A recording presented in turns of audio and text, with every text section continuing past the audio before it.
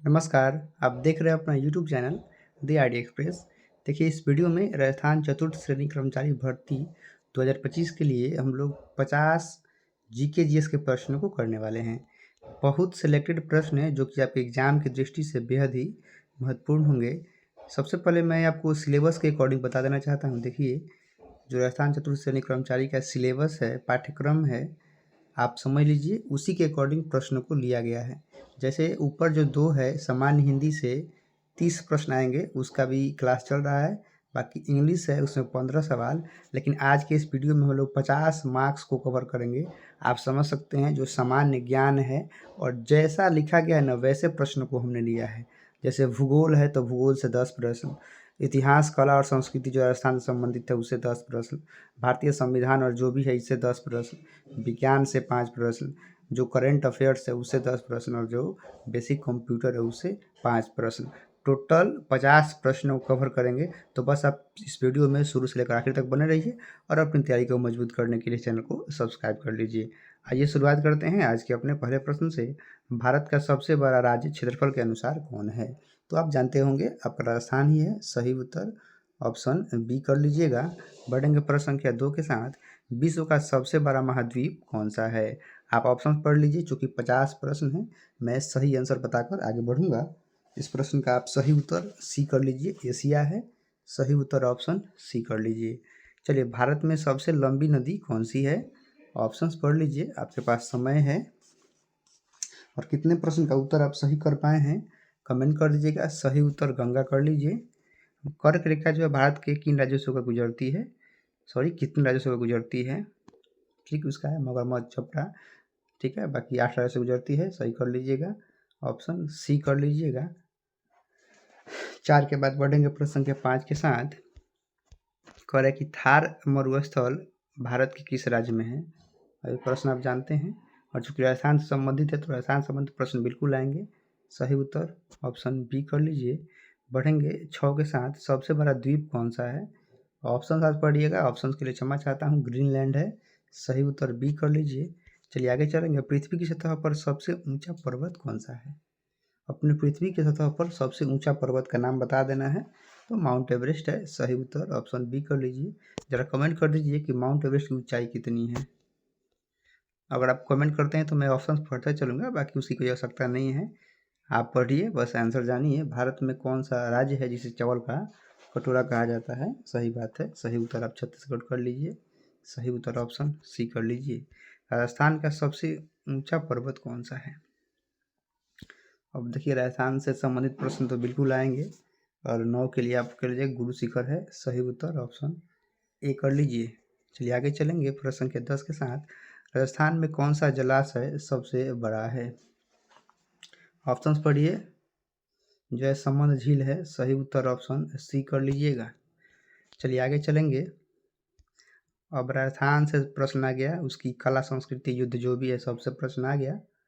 चूंकि मैंने हर एक टॉपिक से जितने भी पाठ्यक्रम में आपके निहित हैं सबको इंक्लूड किया है। सही उत्तर 1576 कर लीजिएगा। सही उत्तर ऑप्शन ये होगा, हल्दी घाटी के युद्ध के लिए। चलिए, राजस्थान का जो लोक देवता है वो कौन कहलाते हैं? तो 2 हैं। बस इस ऑप्शन के अनुसार आप तेजा जी को कर लीजिएगा। 12 का सही उत्तर ऑप्शन ये होगा। चलिए बढ़ेंगे प्रश्न संख्या 13 के साथ। चित्तौड़गढ़ का जो किला है वह किसने बनवाया था?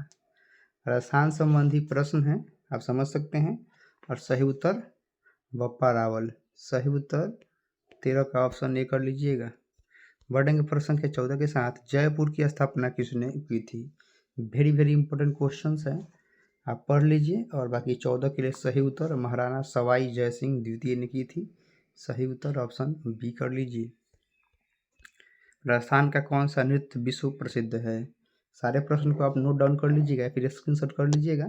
बाकी जो कालबेलिया है वह विश्व प्रसिद्ध है, सांपों से संबंधित है। सही उत्तर बी को कर लीजिएगा।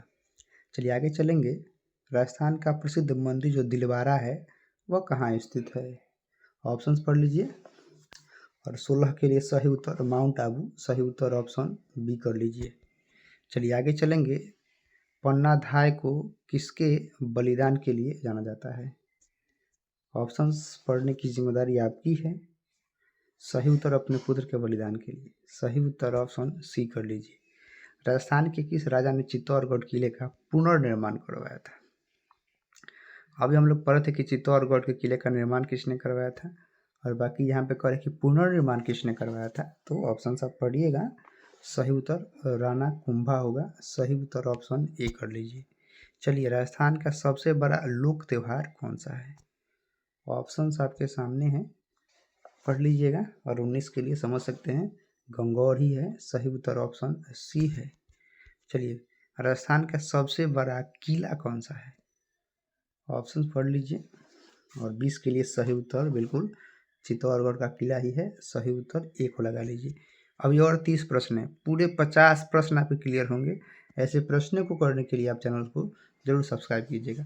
अब देखिए, भारतीय संविधान से और राजनीति से प्रश्न आ गए हैं। 21 पढ़ लीजिए। सही उत्तर भारतीय संविधान को कब लागू किया गया? वेरी इंपॉर्टेंट क्वेश्चन है, इजी भी है। 26 जनवरी 1950 को। सही उत्तर सी कर लीजिए। अब देखिए आगे हैं कि कौन सा अनुच्छेद मौलिक अधिकारों से संबंधित है। तो अपने संविधान के किस अनुच्छेद में मौलिक अधिकार हैं? तो वो बस अनुच्छेद 14 से 32 तक हैं। सही उत्तर ए को कर लीजिए। चलेंगे, संविधान दिवस कब मनाया जाता है? ऑप्शन पढ़िए, बाकी आप इसका सही उत्तर 23 के लिए सही उत्तर आप कर लीजिए। सी को 26 नवंबर को मनाया जाता है। सही उत्तर सी कर लीजिए। भारत में पहला आम चुनाव कब हुआ था? वही 1991 में हुआ था। सही उत्तर इसका भी 24 के लिए सी कर लीजिए। बढ़ेंगे 25 के साथ। कह रहा है कि राज्यसभा के सदस्यों का कार्यकाल कितने दिन का होता है? तो राज्यसभा के सदस्यों का 6 साल के लिए होता है। सही उत्तर माफ कीजिएगा, सही उत्तर बी कर लीजिए। 25 के बाद आधा प्रश्न कंप्लीट हुआ। चलेंगे 26 के साथ। भारत के कुल कितने उच्च न्यायालय हैं? तो देखिए, अपने देश में कुल 28 उच्च न्यायालय हैं। सही उत्तर सी कर लीजिए। बढ़ेंगे 29 के साथ। सॉरी माफ कीजिएगा, यहाँ पे है, सॉरी 25 ही नहीं हुआ था जी, माफ कीजिएगा। हाँ, 26 हुआ था, अब 27 चलेंगे। देखिए, राष्ट्रपति चुनाव में कौन मतदान करता है? राष्ट्रपति जी के चुनाव में कौन कौन लोग मतदान करते हैं? तो ऑप्शन डी होना चाहिए। 27 के लिए डी कर लीजिए। लोकसभा, राज्यसभा और विधानसभा के सदस्य उनका चुनाव करते हैं, मतदान करते हैं।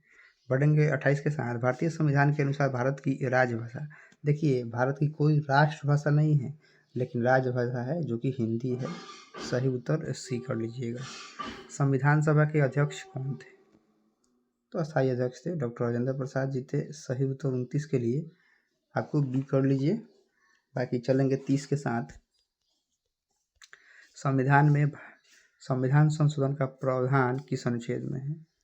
मतलब संविधान में कुछ संशोधन करना हो तो वो किस अनुच्छेद में वर्णित है? तो अनुच्छेद 368 में है। ये प्रश्न पूछता है कि अनुच्छेद 368 किससे संबंधित है? तो वो संविधान संशोधन से है। सही उत्तर बी कर लीजिएगा।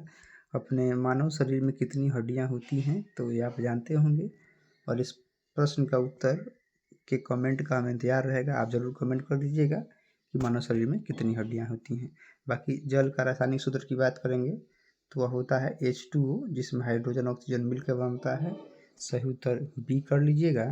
और आगे प्रश्न आपके सामने है, सूरज का मुख्य गैस कौन सा है?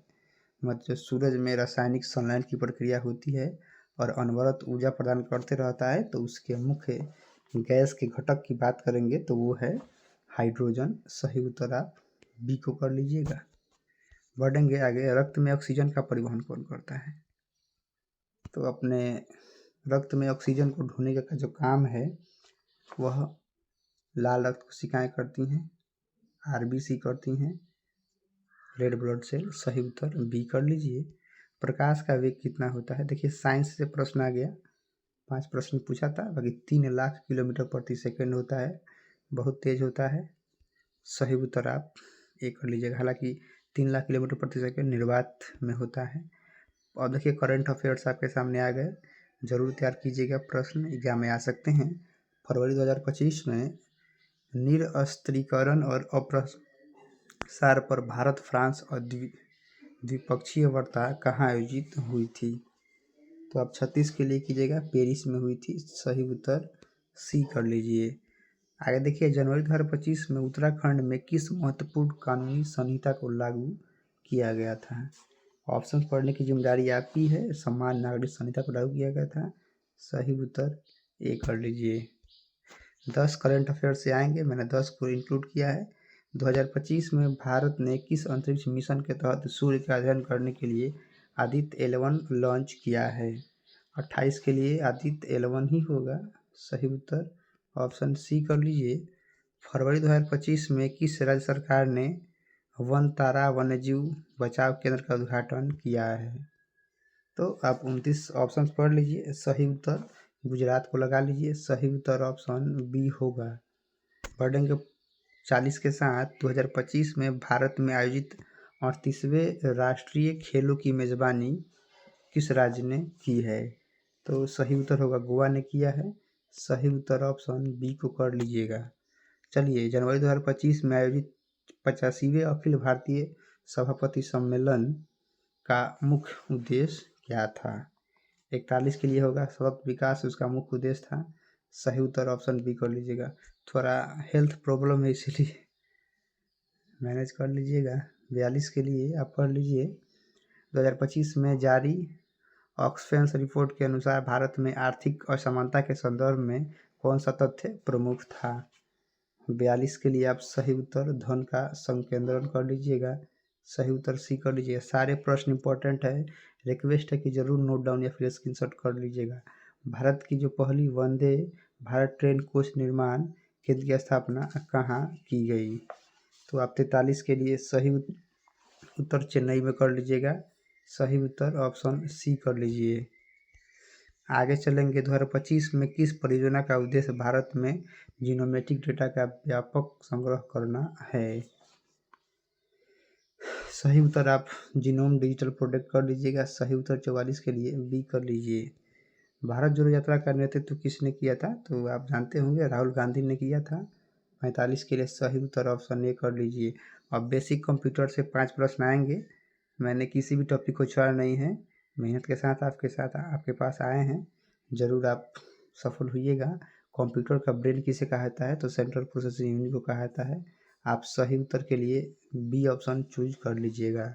46 के लिए बी कर लीजिए। बढ़ेंगे 47 के साथ। HTTP आप बार बार देखते होंगे, इसका पूरा नाम हमें बता देना है। तो प्रश्न संख्या 47 के लिए आप सही उत्तर ए कर लीजिएगा। हाइपर टेक्स्ट ट्रांसफर प्रोटोकॉल ही हो जाएगा। सही उत्तर ऑप्शन ए हो जाएगा। चलिए आगे चलेंगे। भारत का पहला सुपर कंप्यूटर कौन था? तो बिल्कुल परम 8000 ही था। सही उत्तर 48 के लिए आपको ऑप्शन ए करना होगा। 49 और 50 प्रश्न बाकी हैं। कंप्यूटर की अस्थायी मेमोरी को क्या कहते हैं? देखिए, एक रैम होता है, एक रोम होता है। तो 49 के लिए आप रैम कर लीजिएगा, रैंडम एक्सेस मेमोरी। इसका सही उत्तर बी हो जाएगा। आखिरी प्रश्न आपके सामने है। डेटा एन्क्रिप्शन का उपयोग किसके लिए किया जाता है? ऑप्शन आप पढ़ लीजिए और 50 के लिए सही उत्तर ऑप्शन ए कर लीजिए, डेटा सुरक्षित करने के लिए। बस आपसे रिक्वेस्ट है कि आप वीडियो को लाइक कीजिए, चैनल को सब्सक्राइब कीजिए और अपनी तैयारी को मजबूत कीजिए। और यह वीडियो आपको कैसा लगा ज़रूर कमेंट करके बता दीजिएगा। बाकी एक प्रश्न आपके लिए है, मानव शरीर में कुल कितनी हड्डियाँ होती हैं? इस प्रश्न का भी आप कमेंट कर दीजिएगा। जय हिंद।